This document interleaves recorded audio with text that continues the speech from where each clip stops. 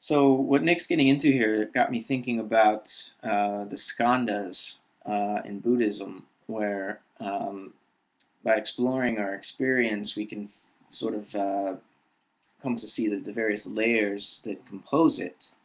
And I think Nick, in a lot of your videos about the thought process and how there is no thinking thought, the I that we think thinks is really another one of the thoughts.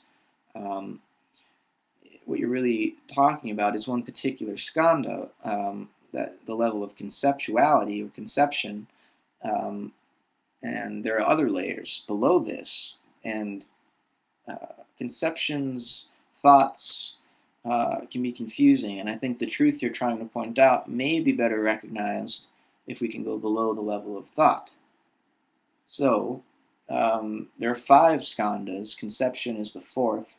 The third is perception, second is feeling or sensation, and the first is form or matter. Um, the fifth would be consciousness, but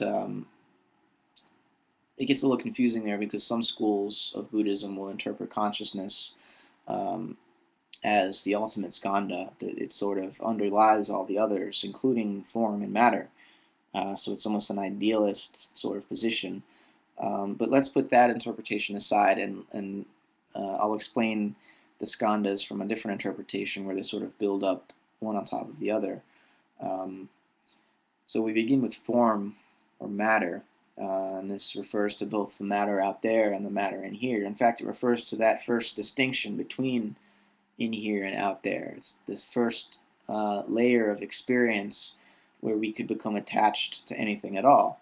Um, One of the essential insights of Buddha was that all form is empty, that anything which arises has no inherent self-existence. It's not really itself, but in fact arises in some sense dependent upon, it arises in a way dependent upon everything that is around it. Um, it's the doctrine of dependent origination. So when he says that the Buddha might say that this remote control is empty, what he's saying is that we do not know what this remote control is outside of the context within which it exists. And so the remote control in and of itself is nothing. Reality, it would in this sense be best conceived of as a spider web with raindrops on it, and in each raindrop is reflected every other raindrop. And so no matter where you look, you're seeing the whole of reality reflected in this one place. And this one place has no existence outside of that reflection. So the first skandha is this ignorance of the fact that all forms are related. Instead, we identify with one form, that being ourselves. Now, the next skandha, which piles on top of this first illusory attachment to form, is an illusory attachment to feeling, to a sense of liking one thing more than another. And this sensation or feeling gets more complex until we get to the next level, the next skandha, which is perception, where not only do we react to our surroundings in terms of aversion um, um, or attraction, but we begin to try to remember whether we've seen these particular objects that we are averted from or attracted to before. And we begin this process of relating based on our habits and our impulses, which is on a third level of illusion. Um, you know, we think that what we encounter in the future and the next moment from now will be the same as what we've encountered in the past, and so we are habitual beings for this reason.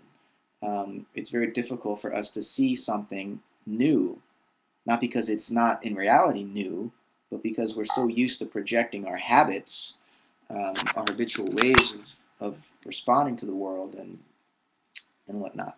So once this perceptual habitual response becomes complex enough, we get to the level of conception, where we can start to gain some degree of awareness of our habits, and so begin to change them. Um, it's not that there's an ego all of a sudden that can now think its way out of its past habits. But because there's a continual causal link between all the elements that arise in experience, including thoughts, we can slowly, thought by thought, work our way out of a particular habitual experience, and certainly the surrounding context, the people we hang out with, and so forth, would have to change with our thoughts, because everything arises together, as I said at the beginning of the video. So this level of conception allows us to further classify and categorize our perceptions, and in so doing, we begin to take a step beyond just habitually reacting. But again, this isn't to say that there is an actual I in control of anything. It's just that our experience becomes so complex that there's another layer of feedback so that we can criticize our own habits. And then we get to the level of consciousness where all these aggregates or skandhas are sort of piled up together. And we are so lost at this point from what was our primordial unity, our experience of the emptiness of all forms, that we need to meditate intensively for many years before these skandhas will become apparent to us. And this is Buddha's prescription to end suffering. In order to do so, we have to relinquish our attachments, and our attachments are basically two different aspects of these 5 skandhas. So I think most of what you're talking about, Nick, is directing our attention to this skandha of conception, or thoughts, our thought process. And we use words to do this, and it's very confusing when we're at this level of sophistication to recognize the underlying attachments in the skandhas of perception, feeling, and form. And so maybe if we can, it's difficult to do this by talking. We can't, we can lead a horse to water, but we can't make them drink. In the same way, whenever we talk about our inner experience, we're always going to be, at least initially, making the people listening to us think that we're talking about thoughts, about this conceptual reality, when really there are layers of our experience that we cling to and attach to that are below the layer, that are below thought, and we can only journey inward into our own experience to discover these things. So we can talk about it all day, and no one listening will necessarily get there. That would take meditation. And I know, Nick, that you're pretty skeptical of learning anything from meditation other than the fact that we cannot control our thoughts. I think that's the first lesson, but there are more lessons if we stick to this practice of meditation. We get to the lower skandhas that are subtler, because there's no words really to describe them, though I've named them with words. At the level of perception, it's before we name things. So it's more of a felt presence in our bodies, and even more so when we get to the lower skandha of feeling and sensation. Hunger is an example of this, and we maybe crave certain sorts of foods, and when we really pay attention to how these cravings arise, we can learn not to be attached to them, because we recognize they're empty of any inherent self-existence.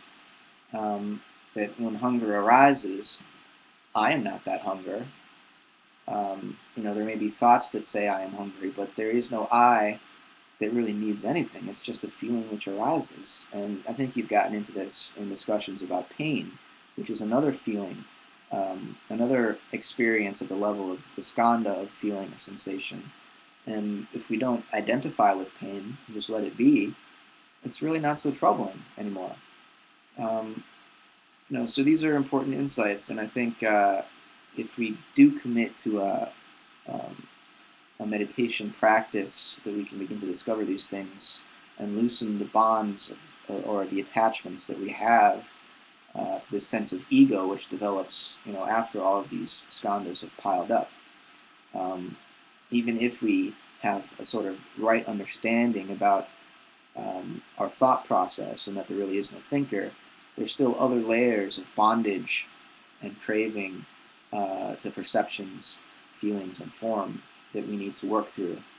So I'm almost out of time. I'll leave it at that. I don't have anything more to say anyways, so thanks for your thoughts, Nick.